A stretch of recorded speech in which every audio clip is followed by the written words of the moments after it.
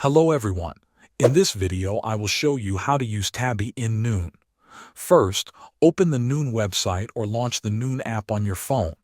Make sure you are logged into your account so you can continue smoothly through the checkout process. Now start browsing for the items you want to purchase. You can search using the search bar or explore different categories. Once you find a product you like, tap on it to view more details. Check the price, description, and delivery information. When you are ready, click on the Add to Cart button. Repeat this process for any other items you want to buy. After you have added all your items, go to your cart. Then click on the Checkout button to move forward.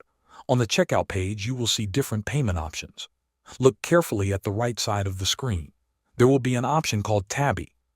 Click on the Tabby option to continue. If you are new to Tabby, you will need to create an account. After that, you will be asked to add a credit or debit card for verification. Once your account is set up, Tabby will show you a payment plan. It usually splits your total amount into 4 payments. Around 25% is paid at the time of purchase. The remaining payments are scheduled later. You can track and pay these installments through the Tabby app. Thanks for watching.